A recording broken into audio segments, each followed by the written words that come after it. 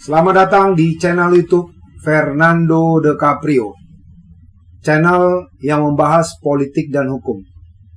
Channel tempat berkumpulnya orang pintar. Kata orang bijak, orang pintar ketemu dengan orang pintar. Orang pintar tidak akan ketemu dengan orang bebal. Pada hari ini, saya kedatangan dan mengundang orang yang istimewa. Ya, beliau sudah 2 kali menjadi narasumber di podcast YouTube Fernando De Caprio. Hari ini saya mengundang beliau dan beliau berkenan untuk hadir di channel YouTube saya kembali. Beliau kemarin dihadirkan sebagai ahli dalam kasus obstruction of justice untuk terdakwa Hendra Kurniawan, Brigjen Hendra Kurniawan dan teman-temannya. Ya, dalam keterangan beliau saya melihat luar biasa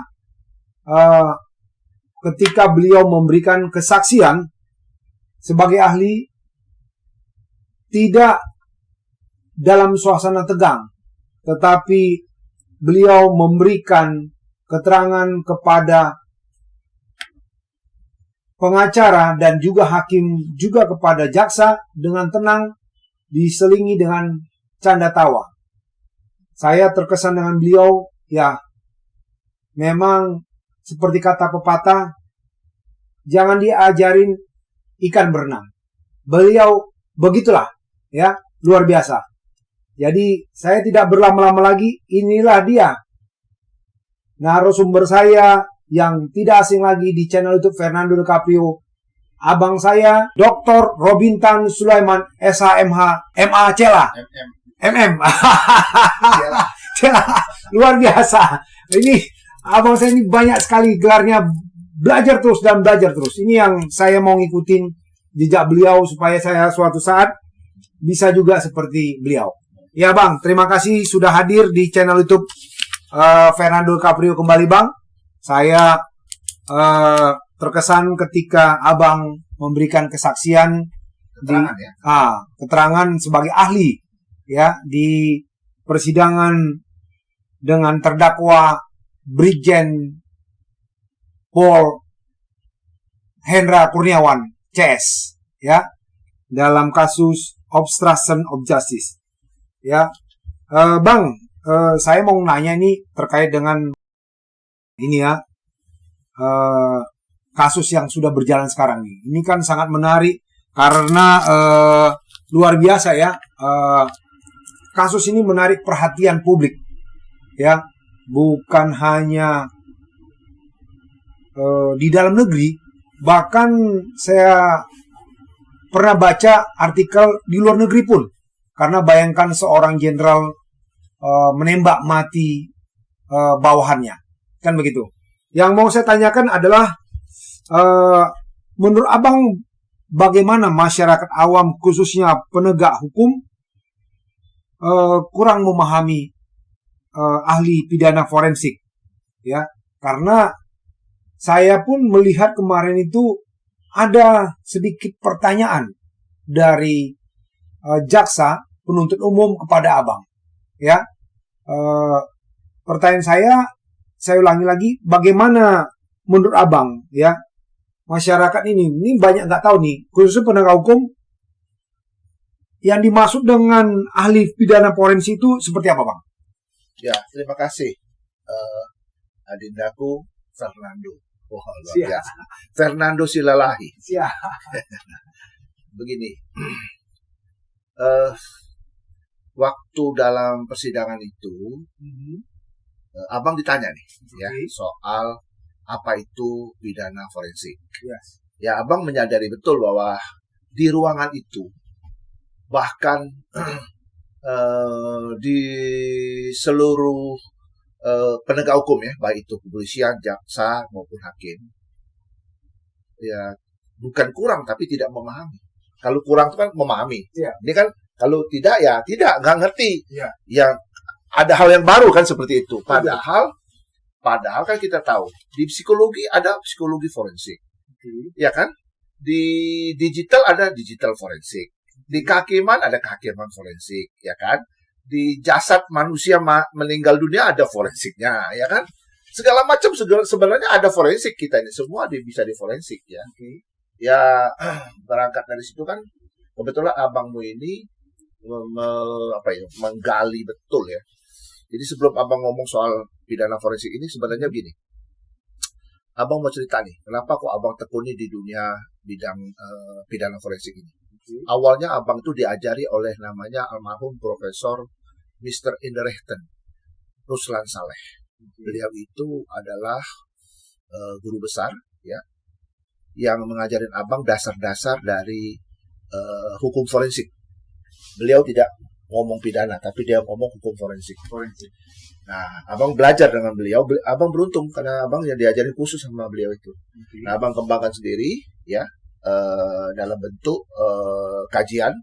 Terus abang uji cobakan di kepolisian ya. Waktu itu memang betul-betul banyak sekali resistensi karena tidak memahami kan apa ini barang ini kan begitu. Nah, awalnya abang berkenalan dengan seorang petinggi polisi waktu itu, almarhum Komisaris Jenderal Polisi Purnawirawan Ismeda Lebang. Beliaulah satu-satunya yang menyambut abang ini gitu loh. Beliau yang nyambut. Beliau itu menurut abang sangat cerdas ya, sangat cerdas. Dia bilang ini penting ini diketahui oleh kepolisian ini katanya. Kenapa? Karena inilah yang akan membuat perkara itu jadi terang gitu loh. Nah, sekarang kita nanya lagi. Apa sih bedanya antara tadi kan yang Adinda Fernando nanya sama abang ya, apa bedanya pidana biasa dengan pidana forensik kan begitu? Kalau pidana biasa, ahli pidana itu ya, itu mengurai elemen-elemen yang ada pada satu peristiwa pidana dengan unsur-unsur khusus di pidana saja. Nah, tapi kalau di forensik itu beda. Forensik itu selain itu tadi, dia masuk ke beberapa disiplin ilmu hukum. Bisa di administrasi, bisa di perdata, bisa di pidana, bisa hukum kekhususan, misalnya ITE, ya kan? Bisa juga hukum-hukum tertentu. Jadi luas sekali itu ya. Nah, forensic legal audit itu membangun sesuatu berdasarkan pada kriteria di mana kita mencari gitu loh. Mencari apa yang menjadi poin dari permasalahan itu. Nah, kalau Adinda Fernando pernah ke laboratorium darah, periksa darah kan, ya. Nah, seperti itu kurang lebih. Secara analoginya seperti itu. Jadi kasihkan darah ke abang, nanti abang periksa nih. Apakah kolesterolmu tinggi? Apakah triglyceridmu tinggi? Apakah glukose kadar gulamu tinggi? Mungkin ada virus yang membuat Fernando itu kena sakit, misalnya sakit lupa. Bukan lupa. Kalau darah kan membuat sakitnya mungkin alergi dan lain sebagainya ya. Iya. Kurang lebih seperti itu. Jadi forensik seperti itu. Nah, sebelum abang lanjutkan, Bang. Masyarakat awam tuh taunya kalau forensik itu terkait bedah mayat, Bang. Ya, coba gimana tuh? Nah, itu tadi kan, jadi luas sekali. Itu salah satu disiplin ilmunya ya tadi mencari tahu sebab orang meninggal. Itu forensik tahu loh, meninggalnya kira-kira jam berapa, disebabkan oleh apa, apakah benda tumpul, benda tajam, cekek, atau kekurangan nafas. Tahu itu di forensik itu. Nah, forensik itu luas itu, Fer. Ya. Jadi dia tidak hanya di dunia itu aja, di dunia hukum juga ada nih, seperti yang abang tekunin ini. Nah, kalau misalnya itu dipahami oleh penegak hukum ya, secara benar, maka hampir pasti akan berkurang itu penzoliman itu. Karena itu sudah terang benderang betul sudah seperti barang misalnya ada barang di tengah lapangan disoroti oleh sinar matahari. Terang benderang, jadi nggak ada lagi yang ditutupin. Itulah forensic legal audit. Nah, waktu pengalaman abang di beberapa pengadilan ya, abang jelaskan itu. Ya kalau untuk kepolisian mungkin segelintir yang tahu ya. Segelintir loh ya. Dari ratusan ribu tuh segelintir. Segelintir tuh cuma mungkin nggak lebih dari ini. Nggak lebih. 4 atau 3. Ini sendiri. Ya, yang lain nggak ngerti. Yang kejaksaan cuma 1 orang. Yang lain nggak ngerti. Kehakiman atau hakim 0, nggak ada. Nggak ada sama sekali, nggak ngerti sama sekali apa itu pidana forensik. Nah, ketika abang memberikan penjelasan, memberikan keterangan ahli, karena saksi ahli itu tidak ada, yang ada ahli kan, ahli kan memberikan keterangan ahli kan, abang menemukan bahwa betul-betul ini dibutuhkan. Kenapa? Ketika kasus itu mencuat, ada sisi-sisi yang tidak dibahas. Contoh kasus obstruction of justice tadi, Fernando kan ada singgung soal apa tuh bang, kasus obstruction of justice ya kan?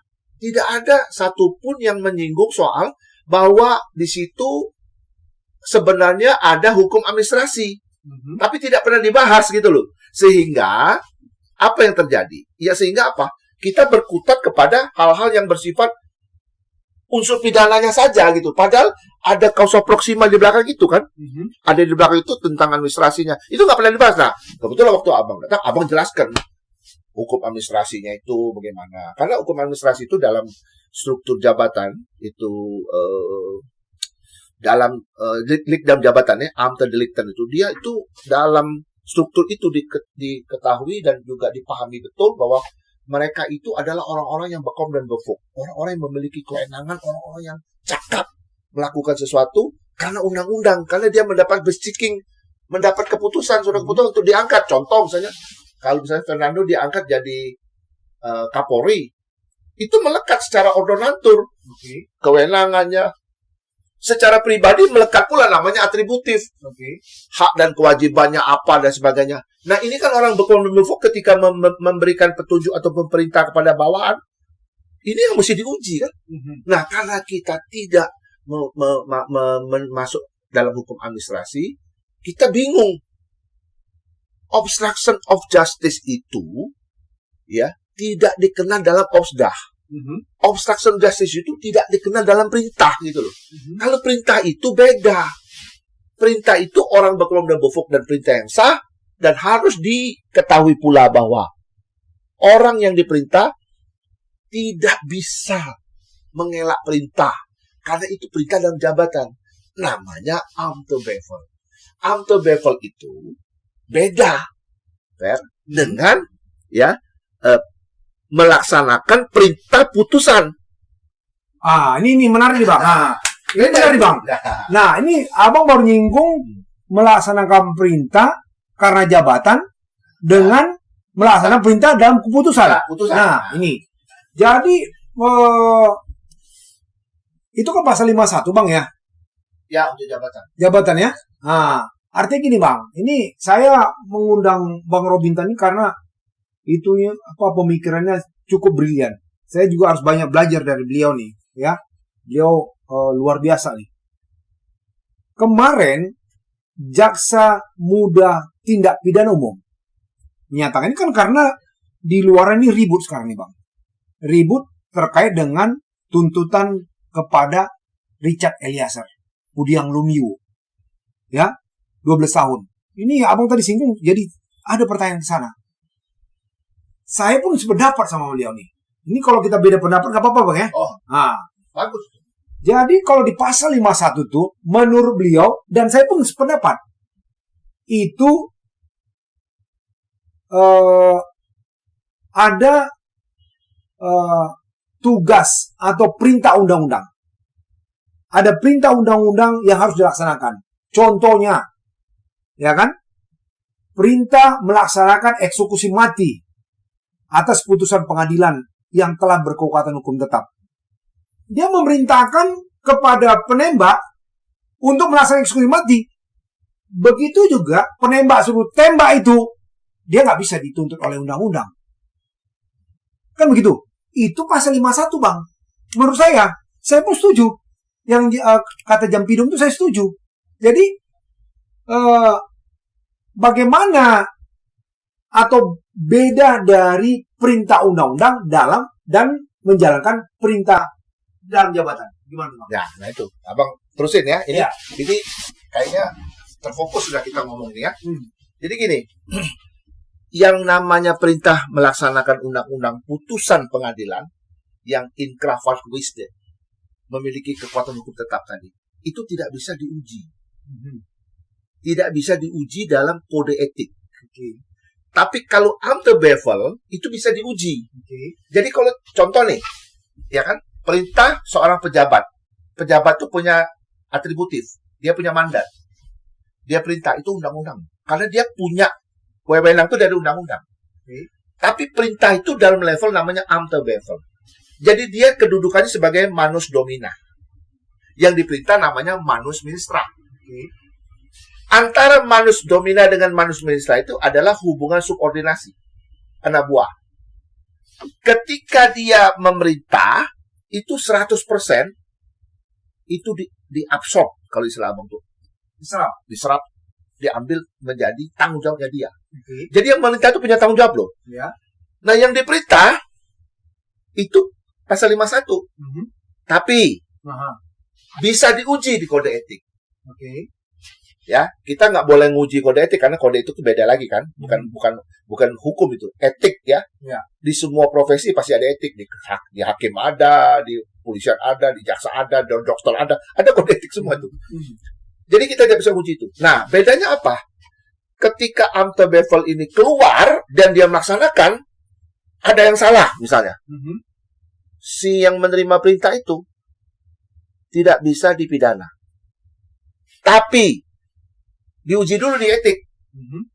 Kalau etik itu melihat ada elemen pidana, dia teruskan ke reskrim. Oke? Kalau yang Fernando bilang eksekusi mati itu, proses eksekusi mati itu tidak bisa, karena itu sudah tidak ada etiknya itu. Etiknya diuji lagi. Tidak ada. Jadi dia ada namanya dalam restarting teori pembenaran itu menghilangkan perbuatan wedertelahnya, sifat melawan hukumnya dihilangkan itu. Walaupun ada melawan hukum, tapi dia hilang itu.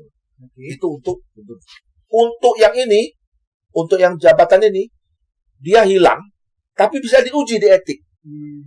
Nah, maka dari itu, di dalam pelaksanaannya itu, biasanya itu etiklah yang menentukan, persis seperti wartawan. Wartawan itu, Fer, kalau dia memberitakan sesuatu itu tidak bisa dipidana loh. Jadi yang diberitakan merasa dirugikan itu, dia bisa namanya hak jawab dalam undang-undang pers. Dan kalau kita tidak puas misalnya dengan kelakuannya si wartawan, ini wartawan yang resmi ya, yang resmi ya, itu Dewan Pers punya kewenangan. Kita lapor, Dewan Pers nanti manggil, nyidang dia nih. Wah, kamu ini ternyata melakukan tindak pidana. Serahkan kepada kepolisian. Nggak bisa langsung gitu loh. Proses kayak gitu. Jadi ada kode etik. Nah, kode etik ini di kepolisian itu ada. Nah, kalau Fernando tanya sama abang, pasal 51 tuh, iya betul, pasal 51 itu dalam doktrinnya nyebut loh, ini bukan bersifat umum, tapi ini bersifat spesialis. Itu dalam hukum, ini dalam bukunya si Jan Remelik tuh, 253 halamannya. 521 itu suatu perbuatan perintah yang dilaksanakan oleh si yang diperintah itu, yang sekaligus juga ada perbuatan melawan hukum, itu dia tidak bisa dipidana. Jelas itu dalam doktrinnya itu. Namun, karena dia itu levelnya itu Amte Bevel, perintah jabatan yang seperti yang Fernando ngomong itu dia diuji di kode etik. Kalau dia itu yang disebut dengan Amte Bevel itu dilaksanakan, lantas terjadi tindak pidana, nah ini baru bisa disidangkan. Ya kan? Tapi kalau tidak. Nah, tadi nyinggung nih soal OOJ nih. OOJ itu tidak dikenal dalam OSDA. Kalau orang dalam OSDA nggak bisa dikatakan OOJ. Kenapa? OOJ itu hanya terjadi setelah peristiwa. Contoh, di ruangan ini ya, terjadi tindak pidana nih. Tindak pidana, ya kita bertiga, berempat, berlima di sini, kita melakukan tindak pidana. Peran-peran masing-masing kan, bla bla bla bla. Terus abang misalnya pelaku utama, Fernando yang membantu abang lah, 5-5-nya ya penyertaannya. Terus teman-teman kita si A, si B, si C itu pokoknya sibuk menghilangkan ada yang bukti. Ya, tapi karena perintah abang misalnya, karena abang ini kan punya kewenangan, perintah ini ya, barang bukti apapun namanya. Itu bukan OOJ namanya, itu peristiwa. Nah, yang OOJ itu adalah peristiwa sudah terjadi dalam penyidikan. Masuk sidik nih. Diperiksa nih Fernando. Ternyata Fernando ngilangkan barang buktinya, mempersulit lah apa segala. Itu OOJ. Jadi kalau mereka ini bukan OOJ sebenarnya. Peristiwa itu. Dalam perintah. Lah, mereka itu hadir. Atas perintah. Lah kan begitu. Iya. Nah, dia berpendapat nih. Sebelum siapa nih? Ini sebelum lanjut nih Bang. Ini supaya didengar juga sama, karena yang penonton channel YouTube Fernando ini nggak banyak tapi kaum intelektual Bang. Ya, kita nggak perlu rame-rame nonton sampai jutaan tapi nggak ada bermutu. Kita intelektual. Ini juga mungkin jadi masukan ini. Yang selama ini Bang, obstruction of justice itu, ini saya sedikit kita minggir dari kasusnya pembunuhan Brigadir J. Di KPK orang yang dalam peristiwa tersebut bisa dikatakan OOJ. Ya sering di KPK. Nah itu kan dokternya kan udah begitu ngomongnya kan, kalau itu kan bukan OOJ namanya. Nah itu seperti tadi kata Abang, ternyata nggak semua orang tahu pidana forensik itu. Iya. Ya itu. Nggak semua tahu. Jadi pidana forensik seperti apa, nggak semua tahu. Bisa meratakan. Ya, sehingga OOJ tadi, kata Abang, OOJ itu kan kalau peristiwa itu sudah terjadi. Ya, sudah terjadi. Benar ya? Sudah terjadi. Sidik. Baru mereka mengini kan? Sidik. Nah, sidik baru. Ketika disidik, dihalang-halangi. Itu OOJ. Itu OOJ kan? Iya. Nah, yang terjadi selama ini enggak. Nah, justru perlu dikoreksi. Nah, jadi kasusnya Hendra Kurniawan ini bukan OOJ. Jadi apa dong itu kalau gitu? Kita nggak bisa menentukan ini OOJ bukan, itu kewenangan hakim ya. Oke, nggak menurut Abang lah. Begini, kita berdasarkan lanjutkan tadi Bang. Kita berdasarkan pada referensi, ya kan? Persoalannya itu nanti si terdakwa ini, HK ini dan kawan-kawannya tadi dan kawannya tadi itu kan diuji di etik. Etik yang menentukan. Tapi kan sudah diuji Bang. Iya, tapi kan ada nggak referensi menemukan ada tindak pidana dia? Apakah dia di prank? Nah, prank. Ya kan? Waktu kan dia bersaksi kan waktu itu. Saya nggak tahu, Pak. Awalnya nggak tahu katanya begini, ceritanya kok A, atau B, saya nggak tahu katanya gitu loh. Nah, kalau menurut Abang, kalau orang-orang yang kena prank, istilah zaman sekarang ini prank kan? Ya, di prank itu. Nggak perlu sampai ke pidana itu. Cukup di kode etik. Ya kan? Kode etik tuh sadis juga, fair. Hukumannya itu demosi, turun pangkat loh, mutasi sampai PDTH. Pemberhentian dengan tidak hormat. PDTH. PDTH ya. Dengan tidak hormat ya. Itu luar biasa hukumannya itu. Jadi cukup itu, asal dia frank ya. Tapi kan ini kan perlu penyidikan. Yang menilai apakah ini OOJ apa enggak, ya yang mulia lah silakan. Karena beliau itu kan harus refinding, menemukan hukum, right to passing, menerapkan hukum, dan tidak boleh ada revakum, kekosongan hukum. Itu tugasnya yang mulia kan. Nah, hanya saja begini, persoalannya itu apa? Persoalannya itu orang-orang tidak memahami pidana forensik ini. Ini jadi masalah sebenarnya. Ketika Abang jelaskan di situ, terkejut loh. Oh, ternyata ada ilmu ini gitu loh. Nah, ini saya apalagi nih, terusikan ini Bang. Ini beda kita ya Bang ya? Boleh beda ya Bang ya? Oh ya. Nah, bagus, beda itu kan kekayaan. Nah, itu Bang. Nah, menurut saya HK itu OOJ ketika dia mengirimkan mayat dari Brigadir J ke rumah keluarga.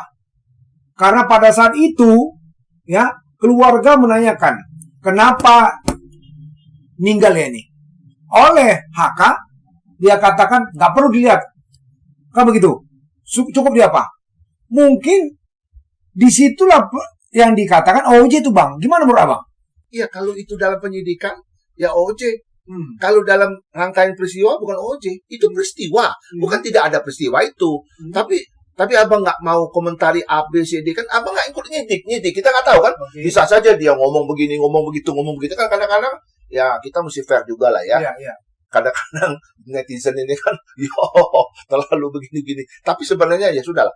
Yang penting penyidikan, ya kan. Netizen kita hormati semua lah. Tapi kalau abang mengikuti peristiwanya itu, kan ada juga kan Haka juga membantah, saya nggak begitu kok, saya begini. Kita kan nggak tahu, Fer. Iya. Jadi kita nggak boleh komentari karena kita tidak tahu ya. Iya, Yang tidak tahu nggak boleh komentari lah gitu ya. Iya. Tapi peristiwa seperti ini, yang disebut dengan OOJ itu ada peristiwanya, disidik. Waktu disidik ditanyain dihalang-halangi dah. Itu namanya OOJ. Siap. Seperti itu. Inilah luar biasanya ini ya, Abang Robintan ini sebagai ahli. Ahli kebanyakan itu pesanan. Ya, pesanan siapa yang bawa, kan begitu. Ini nggak bisa nggak bisa kita tutupin. Abang nggak tahu lah ya. Saya juga pernah bawa ahli sesuai dengan pesanan saya. Nanti pertanyaan begini arahnya ke sini kan gitu. Tapi ternyata Bang Robintan dia ketika saya katakan bagaimana OOJ oleh HK pada saat itu, ya lalu dia jelaskan, ya dia tidak tahu juga peristiwa itu seperti apa. Kita nggak boleh menghakimi dan nggak perlu membela. Dia menjelaskan OOJ itu seperti apa. Ini luar biasa, beda. Karena saya udah lihat beberapa ahli-ahli itu, dia berdasarkan pesanan saja, bukan melihat peristiwa sebenarnya. Makanya saya bilang tadi itu, pasal 51 itu, menurut saya juga, ya kalau misalnya diperintah oleh atasan itu bertentangan dengan hukum, Bang. Ya. Menurut saya nggak masuk itu, Bang. Ketika Abang, ini saya suruh nih, saya deder nih, Bang. Saya perintah sama Bang, tembak nih saya bilang. Ya kan? Abang kan punya pemikiran. Ya, apa masa ditembak teman? Ini bukan dalam peristiwa peperangan. Enggak overmah. Ya kan itu? Buktinya Ricky Rijal bisa menolak. Ya, ini sorry nih kepada netizen, kalau ada yang tidak suka, apa boleh buat saya harus menjelaskan. Karena ketika Eliezer dituntut 12 tahun, banyak yang marah. Terus dibilang nggak terima. Nah, ini saya menjelaskan dari keilmuan saya. Ya, jadi harusnya Eliezer ketika diperintahkan, ya dia punya pemikiran juga, bisa saja menyatakan saya nggak sanggup untuk membunuh. Ya, makanya kata Jampidum, orang yang berani membunuh dan bukan dalam keadaan terdesak, itu luar biasa. Dia bilang, luar biasa tuh dia ini ya, secara psikologi. Nah, itulah ya saya bilang tadi, saya nggak setuju juga ketika dibilang atas perintah atasan. Dia kan bisa mempunyai ini, Bang. Mempunyai pemikiran yang waras untuk bisa menolak. Menurut Abang gimana, Bang? Begini loh ya. Kita kan tidak bisa menilai itu juga kan bagaimana. Ini mestinya yang jelaskan ahli psikologi. Ahli psikologi forensik terhadap orang itu. Kan kita nggak ahli di situ kan. Tapi kurang lebih beginilah, karena Abang nih pidana forensik, jadi Abang tuh nyentuh-nyentuh juga akhirnya gitu loh. Nyentuh-nyentuh juga. Tapi kan kalau yang mau nanya ahli betul ya tanya ahli psikologi forensik. Begini. Seorang bawahan sama atasan.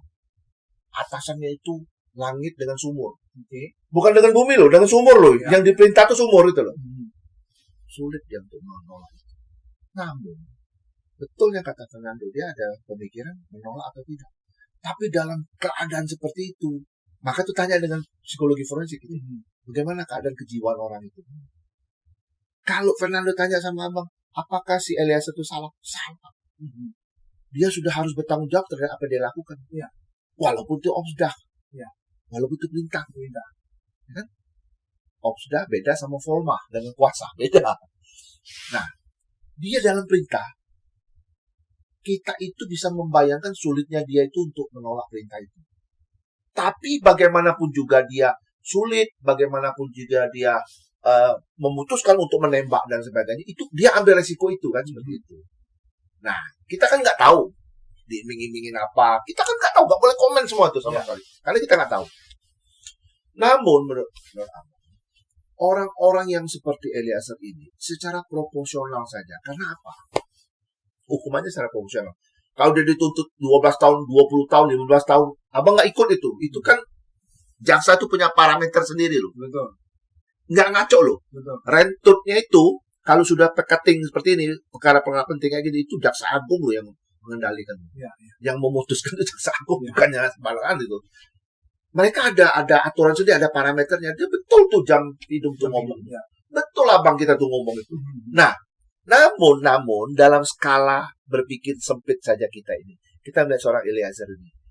Ya, kalau dalam teori pidana itu, apakah dia ada mens rea? Kata orang. Kalau bahasa abang tuh forekemen. Niat awal yang jahat untuk membunuh. Sementara abang melihat nggak ada. Nggak ada, memang. Tapi kita nggak boleh ngomong juga nggak ada. Kita nggak ide, kita nggak tahu kan. Tapi kalau dia kejadian, kayaknya nggak ada nih. Nggak ada. Ya kan. Sekarang kita lihat hukum itu tidak dalam wet mata head saja. Harus dual mata head. Tujuannya apa? Dia bunuh tuh tujuannya apa? What for? Gitu loh. Itu ya yang pertama. Yang kedua, kadang psikologinya, ahli psikologi jawab. Tapi kurang lebih itu sulit itu. Dalam hitungan detik, tembak misalnya gitu ya. Sulit itu. Abang bayangkan kalau abang seandainya jadi dia, mungkin abang lakukan juga itu. Nah, sebentar bang. Tapi kan ada katanya masa jeda. Ketika waktu itu Sambo menyuruh Richard bilang nggak kuat. Lalu dia panggil Eliezer. Bukan Richard, nyuruh Ricky. Ricky Rizal. Lalu Ricky Rizal bilang nggak kuat. Lalu dia panggil Richard Eliezer. Richard Eliezer kan punya harusnya pemikiran. Ya, itu sulit bisa kita. Ini. Itu kan kita sulit itu. Kita nggak bisa kan ikut. Bukan overma. Ya, tidak ada overma itu. Tidak ada kan? Tidak, overma itu beda lagi. Norway to stand, kalau overma Norway extra itu beda lagi. Bukan itu. Jadi begini. Kita kan tidak boleh. Itu kan urus. Nanti psikologi forensik yang jawab itu sebenarnya. Kita ini kan cuma lihat kulit-kulitnya aja nih. Ya. Eliezer itu salah. Eliezer itu patut dihukum. Ya kan? Dia akan menjadi kejahatan sempurna ketika dia punya niat. Dia nggak punya niat loh. Tapi dia lakukan itu perbuatan melawan hukum itu kan? Weather istilahnya ada. Proporsional aja. Berapa tahun hukumnya? Jaksa tahu tuh. Lebih tahu lagi nanti yang mulia. Kita nggak boleh komentar. Jadi ketika dia didakwa dituntut ya 12 tahun menurut abang, kita nggak ada komentar soal itu. Soalnya kan itu sudah ada parameternya gitu loh. Tapi netizen yang duluan komentar nih bang, sementara ahli forensik, ahli pidana forensik berani komentar. Itu gimana netizen? Jadi terlalu tinggi dia bilang itu. Ya, itu kan boleh-boleh saja kan. Tapi kalau Fernando nanya sama abang, menurut abang nih. Ya kan, hukuman buat Eliezer itu proporsional saja, sesuai dengan apa yang dia buat. Itu kan digali di persidangan kan, fakta harus hukum ya? Iya dong, bunuh orang pasti hukum lah gitu. Betul. Cuma kalau tinggi rendahnya kan kita tidak boleh ikut. Mana boleh ikut lah, masa kita ikut gitu loh? Tidak boleh mengeruhkan suasana, tidak boleh. Kalau abang kalau suatu tuntutan putusan, silakan abang nggak ikut. Maka tuh ketika ini di sidang nih, ketika teman-teman pengacara nanya sama abang yang menyangkut pokok perkara, abang ngomel, kamu nanya pokok perkara, nggak boleh. Kita kan mengatakan begitu juga jaksa, kan nggak mau abang jawab gitu karena pokok perkara. Intinya itu adalah peristiwa ini satu peristiwa dalam perintah. Obsdak itu harus dilaksanakan. Pilihannya tinggal dua, tidak melaksanakan atau melaksanakan. Kalau pilihannya melaksanakan, ya 51 pasalnya. Oke. Kalau ini katakanlah semua perintah itu bisa dipidana semua, subordinasi nanti, insubordinasi semua, civil disobedience. Orang menolak perintah, semua anak buah nggak mau kerja. Perintah enak aja lu perintah gua nggak mau kerja. Kalau perintahnya selama perintah untuk kebaikan nggak apa-apa dong, bang. Ya kan kebaikan, oke. Kan sekarang kita ngukur baik nggak baik kan kita nggak tahu. Bagaimana coba? Anak buah itu datang, ini cerita nih. Anak datang, ceritanya begini. Kan baik. Tujuannya kan baik. Wah, ternyata begini. Wah, baik ini. Ini kan begitu. Ternyata prank. Nah, bagaimana kita ngukur? Kita nggak bisa ngomong itu. Subjektivitas nggak bisa ngomong. Intinya gini deh ya. Yang dalam obsdah itu tidak bisa dipidana berdasarkan pasal 51. Doktrinnya gue ngomong kayak gitu. Tapi bisa di kode etik kan. Kode etik itu nanti ngelihat. Ini pidana ini. Masuk ke sana. Begitu. Bukan berarti tidak ada pidana. Bukan, Fer. Tapi memang kemarin HD kan sudah di kode etik, bang. Makanya setelah kode etik dia Ya, kita nggak Limpahkan tahu. ke pidana. Kita nggak tahu ya. Mhm. Hasil kode etiknya bagaimana kita nggak tahu. Hasil pemeriksaan penyidikannya kita juga nggak tahu, kan begitu kan? Nah, intinya itu gini loh, orang dalam OSDAK itu tidak dikenal namanya OOJ, itu doktrinnya. Pertanyaan berikut, apakah boleh itu perintah itu diuji di pidana? Iya, setelah di kode etik. Sudah kode etik, ada pidana. Pidanakan. Boleh, bukan nggak boleh gitu loh ya. Nah, yang nggak boleh itu yang tadi yang Fernando ngomong tuh, mengeksekusi mati dengan karena perintah putusan itu nggak bisa di kode etik. Gitu loh. Seperti itu. Kurang lebih gitu. Nah, Bang, ini kan saya mengapa menanya ke Abang juga, ini kan ada pertanyaan di luar sana, ya, selaku Abang ahli pidana forensik, dan saya tahu Abang mengajar di Sekolah Tinggi Ilmu Kepolisian, ya. Nah, menurut Abang, tuntutan kepada para terdakwa itu ada seperti PC 8 tahun, Baradae 12 tahun, Kuat 8 tahun, Sambo seumur hidup, Ricky Rijal 8 tahun. Itu menurut Abang, apakah itu sudah sesuai dengan rasa keadilan dan rasa kemanfaatan? Fernando kan, walaupun sebelum diponis, Bang. Ya, Fernando kan pernah belajar kan, kayaknya nggak ada bedanya yang abang belajar juga. Keadilan itu sulit. Ya? Adil menurut Fernando belum tentu adil menurut abang kan, susah kan gitu. Jadi kembali ke parameternya tadi. Jaksa itu menggali loh, jaksa itu punya parameter loh, punya standar itu nih loh. Mereka sudah, nih, ini ada cerita di belakang nih. Kan para teman-teman abang jaksa itu kan sering secara informal kan konsultasi segala. Mereka tuh abang tahu, mereka tuh punya standar gitu loh. Jadi begini loh ya. Kalau orang yang berjalan sekian kilo, dia membutuhkan waktu sekian banyak. Itu sudah ada standarnya loh. Jadi kalau misalnya Fernando mau 5 kilo, kau nggak bisa bilang dalam 1 menit saya nggak bisa gitu loh. Sudah, dah. Nah, ketika dia menentukan itu tadi, rentut namanya itu tadi, itulah bermain nalarnya. Itulah bermain cara berpikirnya secara objektif dan dia menggali. Maka itu jaksa itu ketika sidang itu dia menggali. Jadi ya, menurut abang nggak mau komentar. Mau 10 tahun, itu sudah ada standarnya. Masalah itu sekian. Abang ngomong dasolen loh ya, ini bukan dasein ya. Satu saat dasein juga beda kan. Ini dasolen, kita belajar kan dasolen yang dicita-citakan hukum segalanya. Kita harap seperti dasenya seperti itu. Seperti itu. Nah, standar itu sudah ada. Ketika dia menuntut, menurut abang, jangan komen kita. Nggak bisa komen lah, memang begitu gitu loh. Hanya saja, ini kan baru tuntutan. Bisa saja yang mulia meletok, Nek. Bisa. Kewenangan itu. Ya kan? Orang dituntut mati atau dituntut 20 tahun, meletok bisa onslah. Meletok bisa frisprah. Bisa bebas. Itu yang mulia, masih panjang itu sebenarnya. Nah, tapi kalau pertanyaannya itu, apakah wajar dihukum? Wajar tidak wajar karena kita tidak ikut dalam penyidikan, kita tidak ikut, kita nggak boleh komen sebagai intelektual ya. Tidak boleh kita tendensius gini-gini. Itu prinsip. Maka tuh abang tidak mau komentar kalau soal itu. Tapi perlu abang tegaskan bahwa standarnya sudah ada di kejaksaan itu. Hakim juga sudah ada standar mereka tuh gimana. Maka tuh mereka, abang paling senang tuh hakim tuh apa tuh? Cerewet, gali. Itu bagus. Bagus itu, ya kan?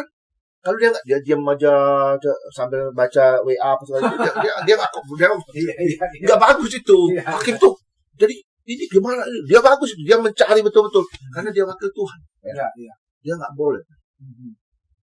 Pidana forensik, ahli pidana forensik punya tugas untuk membuat perkara jadi terang. Tidak boleh ada penzaliman. Kalau sudah di forensik, kasus sudah di forensik, itu 0,1% mungkin penzalimannya itu. Nggak ada lagi zaliman. Karena itu dibedah. Sudah habis terang benerang. Asal inputnya benar, keterangannya benar, jadinya kayak gitu. Maka tuh abang kan ditanya dengan abang tegas ngomong.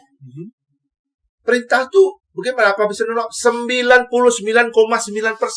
nggak bisa nolak. Tanya, kamu 30 tahun abang sama kepolisian. Nggak ada yang bisa nolak. Konvensi kan? Ya, ya. Konvensi kan sumber hukum, kan Betul. kita belajar. Betul. Sumber hukum traktat, undang-undang, jurisprudensi. Konvensi, kebiasaan. Undang-undang, kebiasaan. Kalau kita mengaku negara restat, negara hukum, taat asas dong. Kecuali Makstat. Maksud. Ya, The rule by the man, main the rule by by the law. law. Ah, itu. Jadi kalau ngomong soal itu, ya, abang ngomong di persidangan itu kan, inilah hukumnya. Nah, terserah. Kalau yang mulia berpikir lain, jaksa berpikir lain, Iya. ya itu kan, abang udah bilang perbedaan itu kan kekayaan. Abang nggak ngomong dia sama, nggak perlu. Tapi kalau ketika you tanya sama saya, you mau tahu hukumnya, ini loh. Durian itu nggak tiap hari dia bisa, tiap bulan dia bisa muncul. Berbuah. Ya. Kalau ngomong tiap bulan tuh kau bohong pasti. Iya, betul. Kita ngomong kayak gitu. Iya, iya. Terserah lu mau menerima apa tidak ya? Ya terserah, hak. Iya, iya. Hak kan kita nggak boleh ngatur lagi kan. Iya, betul. Silakan saja. Nah, namun kalau kita itu, nah ini ada masalahnya gini. Kan ada ahli dari JPU, ahli dari pengacara. Seolah-olah kubu-kubuan. Itu hakim nanya loh di akhir. Nah, itu yang saya bilang, Bang. Kebanyakan dalam persidangan itu ahli itu tergantung pesanan. Nah, yang bawa siapa. Oke. Nah, ini yang saya bilang nih, sulit menemukan ahli seperti ini yang berdiri Ya. tegak di tengah-tengah, Ya. bicara apa adanya, Ya. ya kan? Ya. Bicara tentang keilmuan, Iya. bukan karena pesanan. Jadi gini ya. Jadi abang kan diminta nih. Sebelum mereka minta, abang sudah ngomong dulu. Kau jangan harap saya untuk bela-bela. Apa adanya. Ingat baik-baik. Iya bang.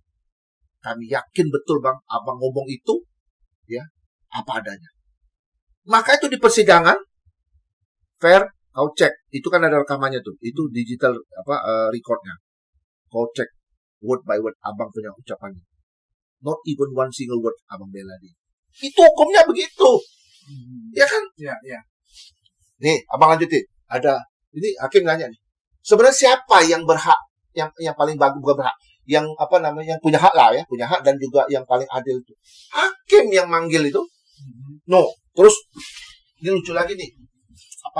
Abang tuh melihat ada satu ahli pidana yang dihadirkan. Terus dipermasalahkan, mana surat penunjukannya apa segala gitu. Fair.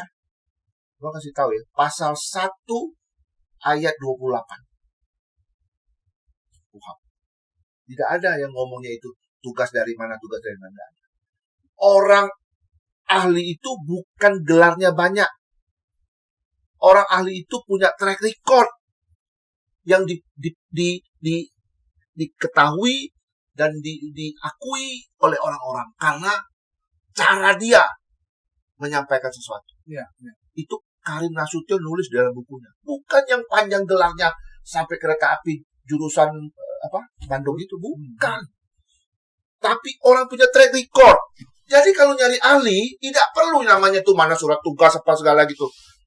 Ahli katakanlah jantung, ahli mana tuh tersebar di seluruh Indonesia, bukan di rumah sakit aja loh. Ya, ya. Ya ahli loh.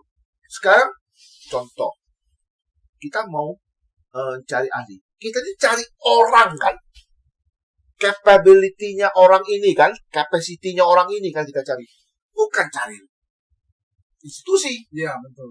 Tapi for film memang yang terjadi seperti kata. Itu dia. Abang sedih lihat kayak gitu. Abang selalu ngomong kalau kita kan gampang. Ya. Fair. Kita kan dari Badan Nasional Sertifikasi Profesi. Ya. Itu udah pastilah kita diakui.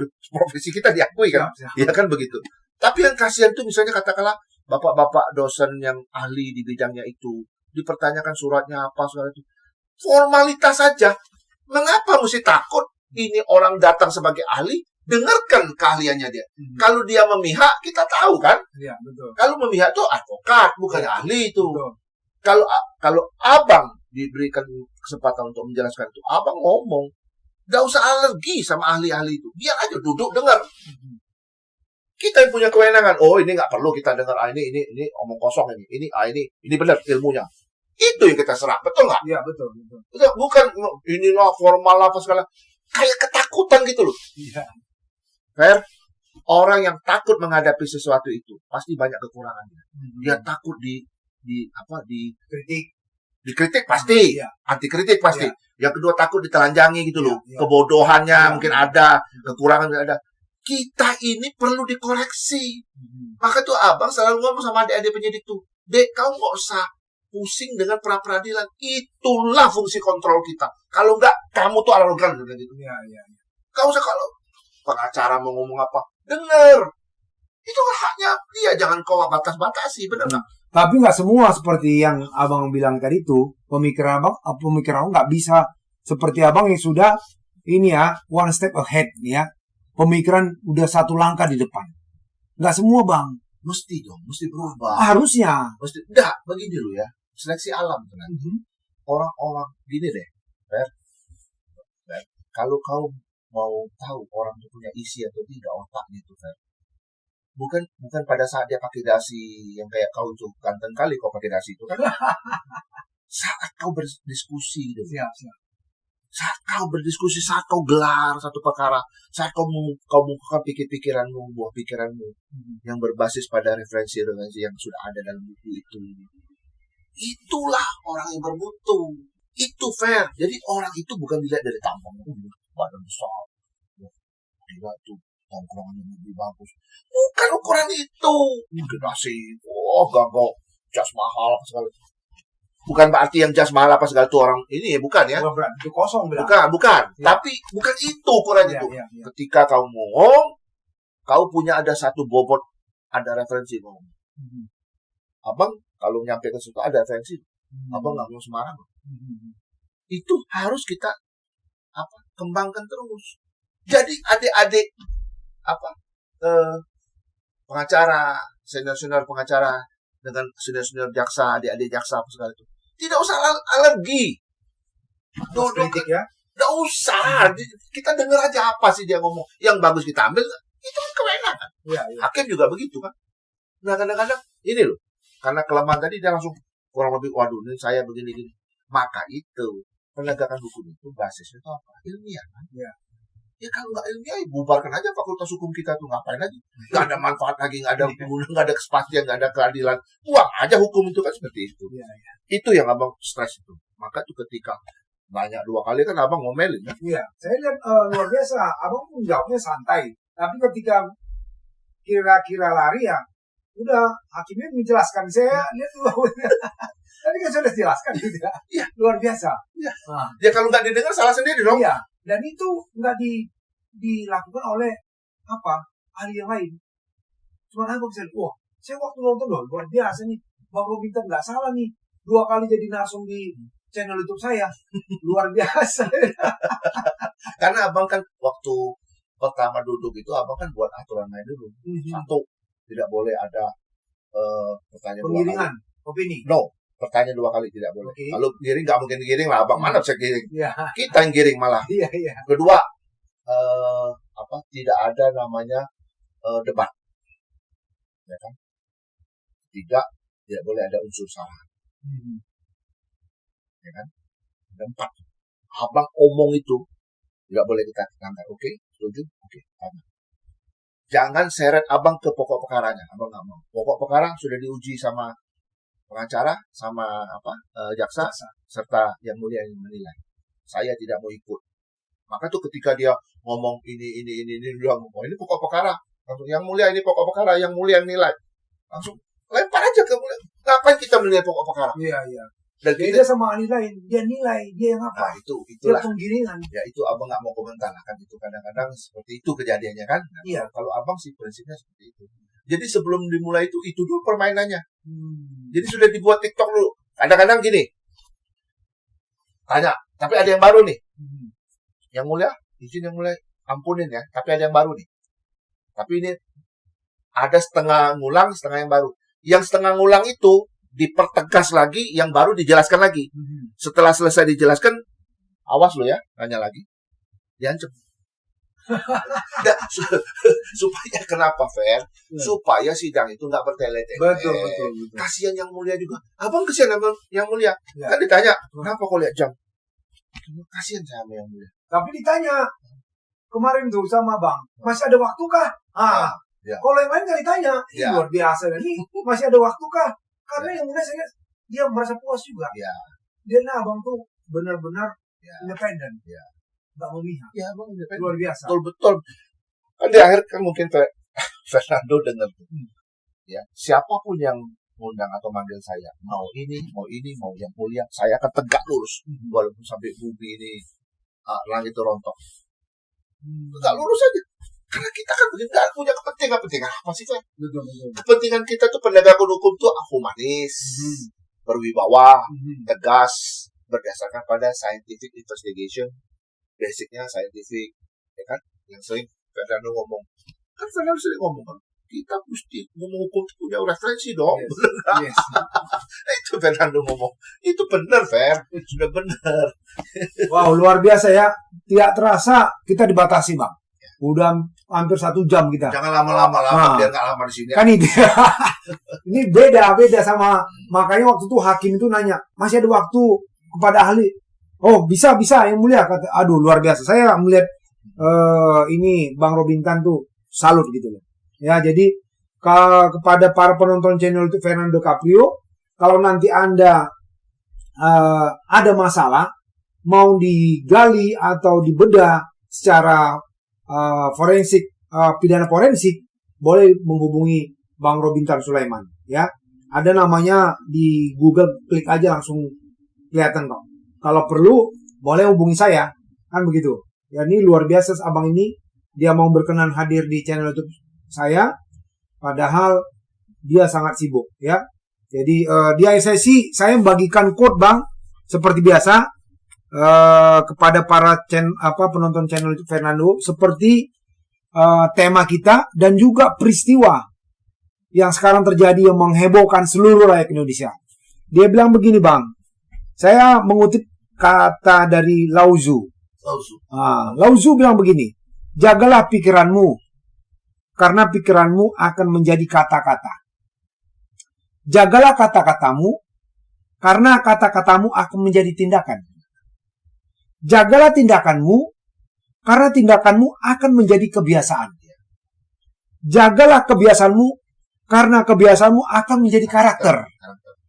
Jagalah karaktermu, karena karaktermu akan menentukan nasibmu. Ya kan? Itulah yang terjadi sama Sambo. Dia nggak bisa menjaga karakternya. Gara-gara dia seorang bintang 2 yang tidak tersentuh, polisi dari segala polisi, akhirnya dia tidak bisa menjaga. Dia kira kata orang bijak ini ya, karakterlah yang mengangkat, karakter juga yang mengempaskan. Nah, itu dia. Bayangkan aja, dia tidak menyangka bahwasanya dia akan seperti ini. Hancur ke titik nadir, terbawa. Bukan nadir lagi. Iya. Di bawah nadir apa namanya itu bahasanya udah nggak ada lagi. Nah, bayangkan aja. Inilah ini ya nasihat dari Lao Tzu. Luar biasa nih ya. Jadi kepada para penonton channel Fernando Caprio, tetap jaga karaktermu, jangan sampai itu sendiri yang menghancurkan kau kelak. Ya, Bang ya. Ya, jadi terima kasih, Bang, sudah berkenan sama-sama hadir di channel itu Fernando Caprio. Jangan bosan-bosannya, Bang. Ya. Nanti setelah putusan vonis ini nanti, ya, saya mau undang apa lagi? Kita ketemu lagi ya. Kita ketemu lagi. Kita bedah lagi, Bang. Iya. Ya. Kalau nanti sudah putus nih, saya akan bedah lebih dalam lagi nih. Iya. Artinya supaya nanti para terdakwa sekarang ini, nanti yang tadi terpidana berpikir, ini benar nggak pengacaranya kan itu? Supaya mereka berpikir untuk lain kali mencari pengacara-pengacara sehandal Bang Robintan atau saya juga gitu. Iya. Oke, Bang. Ya. Thank you, Bang. Tetap jaga semangat, Pak ya. Sama. Thank you, Bang. Thank you. Yo.